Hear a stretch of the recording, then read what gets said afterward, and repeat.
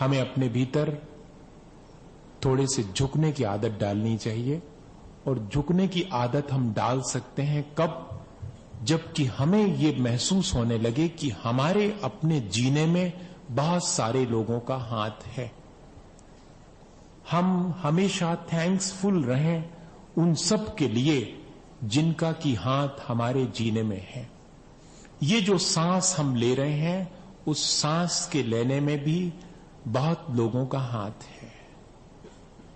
मुझे हमेशा मालूम लगता है जिन्होंने ये बनाया होगा, जिसके नीचे बैठकर हम शांति से धर्म ध्यान कर रहे हैं, कभी उनको धन्यवाद देने का, कभी उनके उपकार मानने का हमारे मन में भाव आया?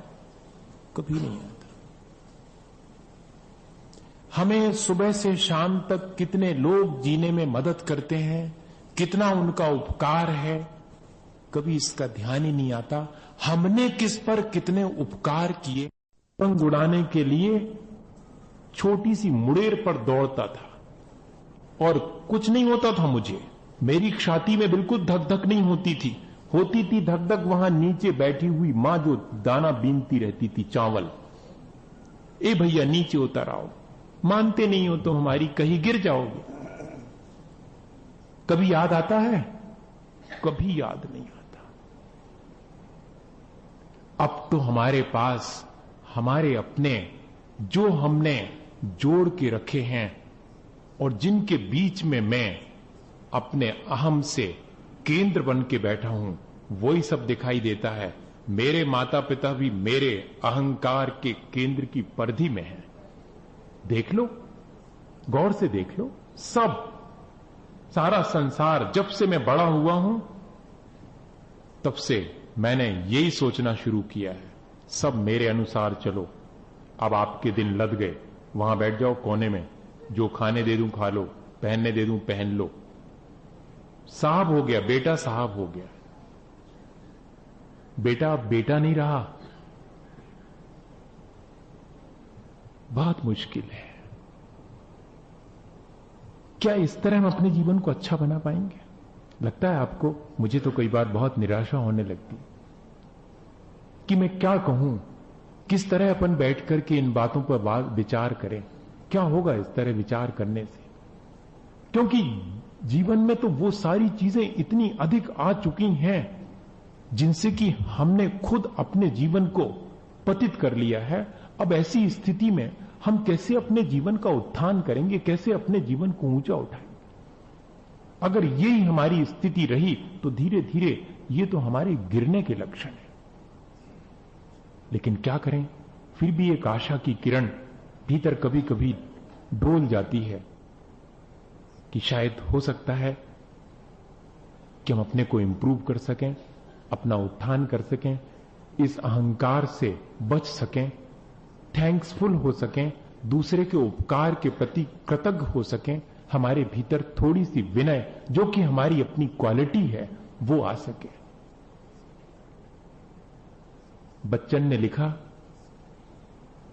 कि मैंने तो बड़े की परिभाषा वो ही बना ली है कि जिसके पास पहुंचकर के मैं कभी अपने को छोटा महसूस नहीं करता। आज तो जिसके पास पहुंचो ऐसा लगने लगता है कि जैसे मेरा कद छोटा हो गया।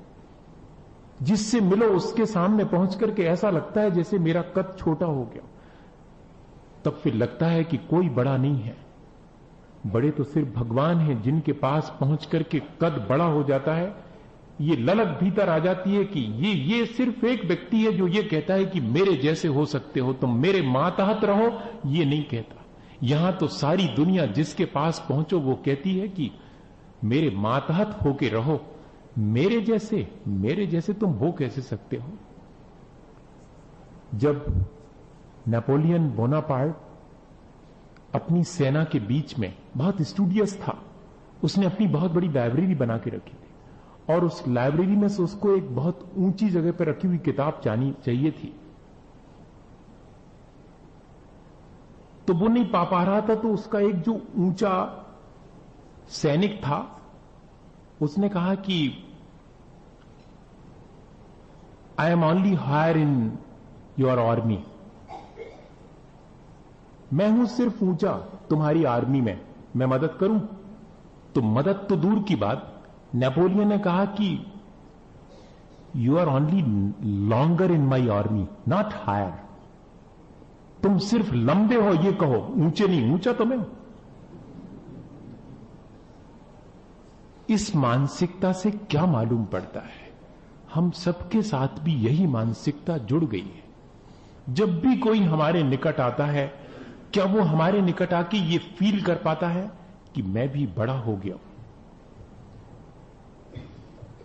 हम व्यक्ति के साथ इस तरह व्यवहार करें कि उसका कद छोटा ना हो, बल्कि उसका सम्मान और अधिक बढ़ने लगे, अहंकार बढ़ने लगे। ये नहीं कह रहा हूं, ऐसा नेचर हम अपने भीतर डेवलप कर सकते हैं। क्या कर सकते हैं? सिर्फ एक ही चीज अगर हमारे भीतर आ जाए, कृतज्ञता का भाव हमारे भीतर आ जाए। यदि हम दूसरों के दिन भर के उपकारों को ध्यान में लाना शुरू कर दें। वैसे तो जीवन में बहुत सारे ऐसे नियम हैं जिनको हम अपने जीवन में शामिल कर लें तो हमारा जीवन बहुत ऊंचा हो सकता, लेकिन एक ही नियम अपने जीवन में शामिल कर लें, और बहुत से नियम आपने लिए होंगे। आज एक छोटा सा नियम कि सुबह उठेंगे और याद करेंगे कि सूरज ने मुझे रोशनी दी है, कितना उपकार, धन्यवाद। क्या कभी धन्यवाद देने के लिए ऐसा मन बनेगा? सुबह से आंख खुल गई, धन्यवाद। रास्ते से चले जा रहे हैं और वहां लग गई है पत्थर की ठोकर और फिर भी दे रहे हैं धन्यवाद। ऐसा संभव है? यहां तो दूसरा कोई उपकार करता है तब भी धन्यवाद देने का नहीं मन होता, और एक व्यक्ति है जिसको कि ठोकर लग जाने के बाद भी उसके मुंह से निकलता धन्यवाद। ईश्वर को ऊपर हाथ जोड़ करके कहता कि धन्यवाद। वहां कोई बैठा नहीं है, लेकिन हमको तो धन्यवाद देना है। तो लोग पूछते हैं कि इतनी चोट लगने के बाद धन्यवाद। वो कहता कि इससे ज्यादा लग सकती थी, कम में काम निकट गया, इस बात के लिए धन्यवाद, इस बात के लिए धन्यवाद। क्या ऐसी मानसिकता हमारी नहीं बन सकती? बन सकती है। बनाएं तो हम बन सकती है। पहले तो इतना ही कर लें कि दिन भर में जिनका हमारे ऊपर उपकार है उनको हम धन्यवाद दे सकें। भोजन करने बैठे हैं, क्या धन्यवाद से मन भर जाता है? मां के प्रति या जिसने फूड हैंडल किया उसके प्रति? कभी नहीं भरता धन्यवाद से मन। मन तो उस भोजन से भी नहीं भरता, मन तो इस बात से भरता है कि ये ऐसी बनी है और ये ऐसी नहीं बनी है, और वहां होटल में इससे अच्छा बनता है। मन तो इससे भरता है, मन इससे नहीं भरता। भैया, मैं तो इसी तरह की बात जानता हूं। पूजा पाठ तो सब कर लेते हैं, अभिषेक भी बहुत लोग करते हैं, स्वाध्याय भी बहुत लोग करते हैं, करते होंगे, जिंदगी निकल गई। लेकिन ये जो काम करने का था वो अभी तक अपन नहीं कर पाए हैं। वो काम अपन ने करे हैं सो बहुत धन्यवाद, पीठ अपने हाथ से थपथपाओ। लेकिन अभी ये काम करना भी बाकी है। जीवन को इस तरह से व्यवस्थित करने का काम भी करना जरूरी है। दूसरों के उपकार को कदम कदम पर, ये बाजोटा जिसने बिछाया है आते ही साथ सबसे पहले, मैं अपनी प्रशंसा नहीं कर रहा हूं, पर आपको सिर्फ एक सलाह दे रहा हूं कि ऐसा हो सकता है। ये बाजोटा जिसने बिछाया है, ये पाटा जिसने लगाया है, आपको शायद नहीं मालूम, मेरा इस पर बैठने के बाद जी कितना भर आता है ये मैं जानता हूं। जब आप मुझे ताली बजा करके और गा करके और अपने यहां पर प्रवेश करके ला रहे थे, तब मेरा मन कितना भर आया था ये मैं जानता हूं।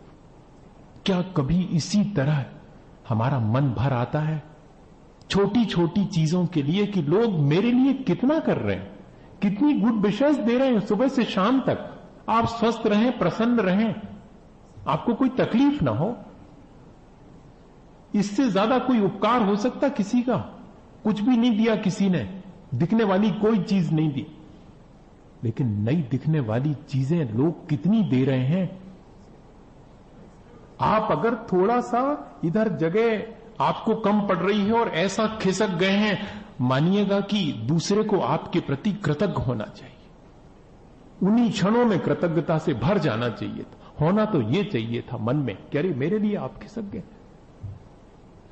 लेकिन ये होता ही नहीं है। सामने वालों को कहना पड़ता है कि खिसको जी, और ठीक इस अधिकार से कि जैसे मेरी जगह हो, तुमने कोई मेरे ऊपर उपकार नहीं किया, वो तो मुझे बैठना ही था, तुम ज्यादा जगह में बैठ गए। कितना मुश्किल है, इतनी छोटी सी चीज, मैं बहुत बड़ी बड़ी चीज नहीं कह रहा हूं, यहीं पर हम देख लें क्या इतना हम कर पाते हैं। दर्शन कर रहे हैं और कोई और आ जावे तो हम थोड़ा सा खिसक जाते हैं क्या, और हमारे खिसकने पर सामने वाला पूरे उसी धन्यवाद से भर जाता है क्या? नहीं हो पाता, अभी नहीं हो पा रहा है ये।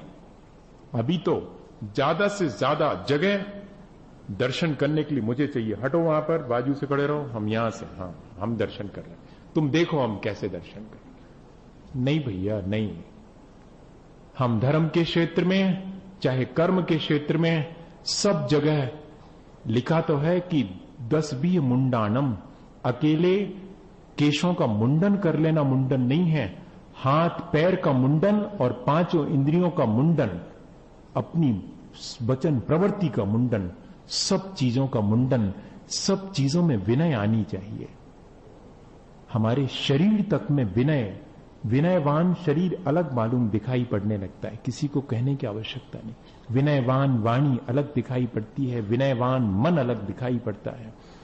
कृतज्ञता से भरा हुआ अगर जीवन है तो आंखों में कृतज्ञता अलग दिखाई देने लगती है, कहीं छुपती नहीं है ये चीजें, चेहरे पर दिखाई देने लगती है। क्या ऐसा हम कर सकते हैं? कर सकते हैं। एक छोटी सी घटना और शायद अपना मन ऐसी कृतज्ञता से भर जाए और हमारे जीवन में ऐसा उपकार का भाव दूसरे के प्रति आ जावे, तो शायद हमारा जीवन सार्थक हो जाए।